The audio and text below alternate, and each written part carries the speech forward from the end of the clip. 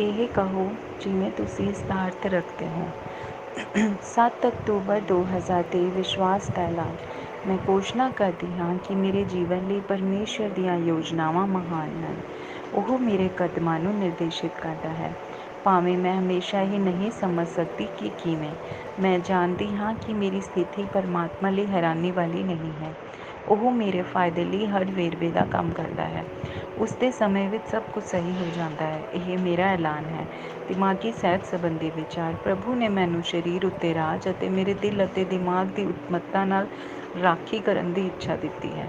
ਕੋਈ ਵੀ ਕੋਝਾ ਵਿਚਾਰ ਮੇਰੇ ਦਿਲ ਵਿੱਚ ਜੜ ਨਹੀਂ ਫੜ ਸਕਦਾ, ਕਿਉਂਕਿ ਮੇਰੀ ਆਤਮਾ, ਦਿਮਾਗ ਅਤੇ ਸਰੀਰ ਹਰ ਰੋਜ਼ ਰੱਬ ਦੇ ਵਚਨ ਦੁਆਰਾ ਬਦਲਿਆ ਅਤੇ ਸ਼ੁੱਧ ਹੁੰਦਾ ਹੈ। ਆਮੀਨ। ਮੈਂ ਯਿਸੂ ਦੇ ਨਾਮ 'ਤੇ ਜੋ ਮੈਂ ਕਹਾਂਗੀ ਰੱਖਾਂਗੀ। ਮੈਂ ਮਜ਼ਬੂਤ ਹਾਂ, ਮੈਂ ਤੰਦਰੁਸਤ ਹਾਂ, ਮੈਂ ਧਨ ਹਾਂ, ਮੈਂ ਅਮੀਰ ਹਾਂ, ਮੈਂ ਸ਼ਕਤੀਸ਼ਾਲੀ ਹਾਂ, ਮੈਂ ਮਸਾ ਕੀਤਾ ਹੋਇਆ ਹੈ, ਮੈਂ ਆਜ਼ਾਦ ਹਾਂ, ਮੈਂ ਰੱਬ ਦੀ ਪਿਆਰੀ ਹਾਂ, ਮੈਨੂੰ ਰੱਬ ਅਤੇ ਮਨੁੱਖ ਦੁਆਰਾ ਪਸੰਦ ਕੀਤਾ ਗਿਆ ਹੈ। ਮੈਂ ਉਹ ਬੋਲਦੀ ਹਾਂ ਜੋ ਮੈਂ ਵੇਖਣਾ ਚਾਹੁੰਦੀ ਹਾਂ, ਨਹੀਂ ਜੋ ਮੈਂ ਵੇਖਦੀ ਹਾਂ। ਮੈਂ ਕੀਮਤੀ ਬੀਜ ਹਾਂ। ਮੈਂ ਆਪਣੇ ਪਰਮਾਤਮਾ ਦੇ ਘਰ ਵਿੱਚ ਚੰਗੀ ਜ਼ਮੀਨ 'ਤੇ ਲਗਾਈ ਗਈ ਹਾਂ। ਮੈਂ ਆਪਣੇ ਪ੍ਰਭੂ ਦੇ ਦਰਬਾਰਾਂ ਵਿੱਚ ਹਥੇਲੀ ਦੇ ਰੁੱਖ ਨੂੰ ਪਸੰਦ ਕਰਦੀ ਹਾਂ। ਮੈਂ ਇਸ ਦੇ ਸੀਜ਼ਨ ਵਿੱਚ ਬਹੁਤ ਜ਼ਿਆਦਾ ਫਲ ਦਿੰਦੀ ਹਾਂ। ਮੈਂ ਰਸ ਨਾਲ ਭਰੀ ਹੋਈ ਹਾਂ ਅਤੇ ਪ੍ਰਭੂ ਵਿੱਚ ਹਰੀ ਹਾਂ, ਅਤੇ ਪੁਰਾਣੀ ਉਮਰ ਵਿੱਚ ਵੀ ਮੈਂ ਤਾਜ਼ਾ ਅਤੇ ਫਲੋਰਿਸ਼ਿੰਗ ਹੋਵਾਂਗੀ। ਜੋ ਵੀ ਮੈਂ ਯਿਸੂ ਦੇ ਨਾਮ ਵਿੱਚ ਪੇਸ਼ ਕਰਦੀ ਹਾਂ, ਚੀਜ਼ਾਂ ਹਮੇਸ਼ਾ ਯਿਸੂ ਦੇ ਨਾਮ ਵਿੱਚ ਮੇਰੇ ਲਈ ਕੰਮ ਕਰ ਰਹੀਆਂ ਹਨ। ਮੈਂ ਮਸੀਹ ਯਿਸੂ ਵਿੱਚ ਹਰ ਇੱਕ ਆਤਮਿਕ ਆਸ਼ੀਰਵਾਦ ਪ੍ਰਾਪਤ ਕਰਨ ਵਾਲੀ ਹਾਂ। ਮੈਂ ਇੱਕ ਆਤਮਾ ਹਾਂ, ਮੇਰੀ ਆਤਮਾ ਇੱਕ ਰੂਹ ਹੈ। ਮੇਰੀ ਆਤਮਾ ਅਤੇ ਮੇਰੀ ਰੂਹ ਇੱਕ ਸਰੀਰ ਵਿੱਚ ਜਿਉਂਦੀ ਹੈ। ਮੇਰੀ ਆਤਮਾ ਮੇਰੀ ਰੂਹ ਨੂੰ ਹੁਕਮ ਦਿੰਦੀ ਹੈ। ਮੇਰੀ ਰੂਹ ਸੁਣਦੀ ਹੈ, ਪ੍ਰਾਪਤ ਕਰਦੀ ਹੈ ਅਤੇ ਮੇਰੇ ਸਰੀਰ ਦੇ ਆਦੇਸ਼ਾਂ ਨੂੰ ਨਿਰਦੇਸ਼ ਦਿੰਦੀ ਹੈ। ਯਿਸੂ ਦੇ ਨਾਮ 'ਤੇ ਮੈਂ ਮੇਰੇ ਸਰੀਰ ਨਾਲ ਗੱਲ ਕਰਦੀ ਹਾਂ। ਰੱਬ ਦਾ ਵਿਨਾਸ਼ੀ ਜੀਵਨ ਮੇਰੇ ਜੀਵਨ ਵਿੱਚ ਹਮੇਸ਼ਾ ਸਪਸ਼ਟ ਅਤੇ ਪ੍ਰਗਟ ਹੁੰਦਾ ਹੈ। ਮੈਂ ਆਪਣੇ ਸਰੀਰ ਦੇ ਹਰ ਵੇਰਵੇ ਲਈ ਜੀਵਨ ਦੀ ਗੱਲ ਕਰਦੀ ਹਾਂ। ਮੈਂ ਆਪਣੇ ਦਿਮਾਗ ਨਾਲ ਗੱਲ ਕਰਦੀ ਹਾਂ ਕਿ ਕ੍ਰਾਈਸਟ ਦੇ ਦਿਮਾਗ ਦੀ ਤਰ੍ਹਾਂ ਸੰਪੂਰਨ ਬਣੋ, ਅਤੇ ਮੈਂ ਤੁਹਾਨੂੰ ਪਰਮੇਸ਼ਰ ਦੇ ਵਚਨ ਦੁਆਰਾ ਇੱਕ ਸਾਰੋਂ ਦਾ ਆਦੇਸ਼ ਦਿੰਦੀ ਹਾਂ। ਮੈਂ ਆਪਣੇ ਨਸਾਂ ਨਾਲ ਜੀਵਨ ਬੋਲਦੀ ਹਾਂ। ਮੈਂ ਆਪਣੀਆਂ ਮਾਸਪੇਸ਼ੀਆਂ ਅਤੇ ਲਿਗਾਮੈਂਟਸ ਨਾਲ ਤਾਕਤ ਬੋਲਦੀ ਹਾਂ। ਮੈਂ ਆਪਣੇ ਦਿਲ ਨਾਲ ਜੀਵਨ ਸ਼ਕਤੀ ਬੋਲਦੀ ਹਾਂ। ਮੈਂ ਆਪਣੇ ਫੇਫੜਿਆਂ ਅਤੇ ਟਿਸ਼ੂਆਂ ਨਾਲ ਆਮ ਹਵਾਦਾਰੀ ਅਤੇ ਪ੍ਰਫਿਊਜ਼ਨ ਅਨੁਪਾਤ ਬਣਾਈ ਰੱਖਣ ਲਈ ਗੱਲ ਕਰਦੀ ਹਾਂ। ਮੈਂ ਆਪਣੇ ਗੁਰਦਿਆਂ, ਜਿਗਰ ਅਤੇ ਪਾਚਕ ਰੋਗਾਂ ਲਈ ਸੰਪੂਰਨਤਾ ਬੋਲਦੀ ਹਾਂ। ਮੇਰੇ ਖੂਨ ਦੇ ਹਰ ਸੈੱਲ ਵਿੱਚ ਜੀਵਨ ਹੈ। ਮੇਰੀਆਂ ਹੱਡੀਆਂ, ਜੋੜਾਂ ਅਤੇ ਉਪਾਸਥਿਤੀ ਉਸਾਰ ਅਤੇ ਮਜ਼ਬੂਤ ਹਨ। ਮੇਰੇ ਪੂਰੇ ਉੱਪਰਲੇ ਅਤੇ ਹੇਠਲੇ ਅੰਗ ਵਧੀਆ ਢੰਗ ਨਾਲ ਕੰਮ ਕਰਦੇ ਹਨ। ਮੇਰੀਆਂ ਅੱਖਾਂ ਸਪਸ਼ਟ ਰੂਪ ਵਿੱਚ ਵੇਖਦੀਆਂ ਹਨ ਅਤੇ ਮੇਰੇ ਕੰਨ ਵਧੀਆ ਢੰਗ ਨਾਲ ਕੰਮ ਕਰਦੇ ਹਨ। ਮੇਰੀ ਚਮੜੀ ਇੱਕ ਨਵਜੰਮੇ ਬੱਚੇ ਅਤੇ ਰੱਬ ਦੀ ਸੁੰਦਰਤਾ ਦੀ ਤਰ੍ਹਾਂ ਮੁਲਾਇਮ ਅਤੇ ਸਿਹਤਮੰਦ ਹੈ।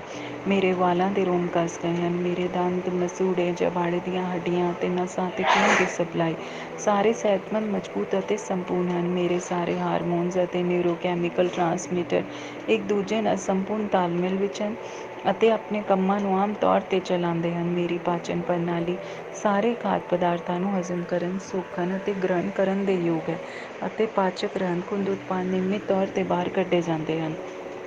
ਮੈਂ ਆਪਣੇ ਸਰੀਰ ਦੇ ਹਰੇਕ ਸੈੱਲ ਵਿੱਚ ਬਿਜਲੀ ਅਤੇ ਰਸਾਇਣਕ ਬਾਰੰਬਾਰਤਾ ਨੂੰ ਇਕਸੁਰਤਾ ਅਤੇ ਸੰਤੁਲਨ ਵਿੱਚ ਰਹਿਣ ਅਤੇ ਖਰਾਬ ਸੈੱਲਾਂ ਨੂੰ ਹਜ਼ਮ ਕਰਨ ਦਾ ਹੁਕਮ ਦਿੰਦੀ ਹਾਂ। ਮੈਂ ਖਾਣ-ਪਾਨ, ਟੈਕਨੋਲੋਜੀ, ਮੀਡੀਆ, ਢਿੱਲਮੱਠ, ਚੁਗਲੀ, ਆਲਸ, ਬਹੁਤ ਜ਼ਿਆਦਾ ਨੀਂਦ, ਸੁਸਤਤਾ ਅਤੇ ਜ਼ਬਰਦਸਤੀ ਖਰੀਦਦਾਰੀ ਵਿੱਚ ਹਰ ਕਿਸਮ ਦੇ ਨਸ਼ਾ, ਸ਼ਰਾਬ, ਨਿਕੋਟੀਨ ਨਸ਼ੇ ਵਿੱਚ ਬਹੁਤ ਜ਼ਿਆਦਾ ਭੋਗ ਨੂੰ ਕੈਦ ਕਰਦੀ ਹਾਂ ਅਤੇ ਮਸੀਹ ਦੀ ਆਗਿਆਕਾਰੀ ਵਿੱਚ ਇਸ ਨੂੰ ਲੈਂਦੀ ਹਾਂ। ਮੈਂ ਯਿਸੂ ਦੇ ਵਾਂਗ ਹੀ ਹਾਂ। ਹਰ ਚੀਜ਼ ਜੋ ਰੱਬ ਨੇ ਬਣਾਈ ਹੈ ਉਹ ਮੇਰੇ ਲਈ ਜੀਵਨ ਅਤੇ ਇਲਾਜ ਹੈ। ਇਸ ਲਈ ਭੋਜਨ ਤੋਂ ਜਾਨਵਰਾਂ ਆਦਿ ਤੋਂ ਐਲਰਜੀ ਦਾ ਮੇਰੇ ਉੱਤੇ ਕੋਈ ਅਧਿਕਾਰ ਨਹੀਂ ਹੈ। ਪਰਮਾਤਮਾ ਨੇ ਮੈਨੂੰ ਸਾਰੀ ਧਰਤੀ ਉੱਤੇ ਰਾਜ ਦਿੱਤਾ ਹੈ। ਮੇਰੀ ਪ੍ਰਜਨਨ ਪ੍ਰਣਾਲੀ ਲੋੜੀਂਦੀ ਮਾਤਰਾ ਅਤੇ ਚੰਗੀ ਗਤੀਸ਼ੀਲਤਾ ਵਾਲੇ ਸ਼ੁਕਰਾਣੂਆਂ ਦਾ ਉਤਪਾਦਨ ਅਤੇ ਜਮ੍ਹਾਂ ਕਰ ਰਹੀ ਹੈ। ਮੇਰੀ ਪ੍ਰਜਨਨ ਪ੍ਰਣਾਲੀ ਸਮੇਂ ਸਿਰ ਅੰਡੇ ਦੇ ਸੈੱਲਾਂ ਦਾ ਉਤਪਾਦਨ ਕਰ ਰਹੀ ਹੈ, ਗਰਭਸਥ ਸ਼ੀਸ਼ੂ ਨੂੰ ਜਨਮ ਤੱਕ ਬਚਾਉਂਦੀ ਅਤੇ ਪੋਸ਼ਣ ਦਿੰਦੀ ਹੈ। ਹਰ ਅੰਗ ਮੇਰੇ ਸਰੀਰ ਦਾ ਹਰ ਟਿਸ਼ੂ ਸੰਪੂਰਨਤਾ ਵਿੱਚ ਕੰਮ ਕਰਦਾ ਹੈ, ਜਿਸ ਦੇ ਲਈ ਪਰਮਾਤਮਾ ਨੇ ਇਸ ਨੂੰ ਕੰਮ ਕਰਨ ਲਈ ਬਣਾਇਆ ਹੈ, ਅਤੇ ਮੈਂ ਆਪਣੇ ਸਰੀਰ ਵਿੱਚ ਕਿਸੇ ਵੀ ਖਰਾਬੀ ਅਤੇ ਵਿਗਾੜ ਨੂੰ ਵਰਜਿਤ ਕਰਦੀ ਹਾਂ। ਮੇਰਾ ਸਾਰਾ ਮਨੁੱਖੀ ਸਰੀਰ ਅਤੇ ਵਿਗਿਆਨ ਮਸੀਹ ਯਿਸੂ ਵਿੱਚ ਸੰਪੂਰਨ ਹੈ। ਹਾਲੇਲੂਇਆ, ਆਮੀਨ। ਪਿਤਾ ਮੈਨੂੰ ਪਿਆਰ ਕਰਦਾ ਹੈ, ਮੈਂ ਜਾਣਦੀ ਹਾਂ, ਮੈਂ ਜਾਣਦੀ ਹਾਂ। ਰੱਬ ਦਾ ਪੁੱਤਰ ਮੈਨੂੰ ਪਿਆਰ ਕਰਦਾ ਹੈ, ਮੈਂ ਜਾਣਦੀ ਹਾਂ, ਮੈਂ ਜਾਣਦੀ ਹਾਂ। ਪਰਮਾਤਮਾ ਮੈਨੂੰ ਪਿਆਰ ਕਰਦਾ ਹੈ, ਮੈਂ ਜਾਣਦੀ ਹਾਂ, ਮੈਂ ਜਾਣਦੀ ਹਾਂ। ਸ਼ਲੋਮ।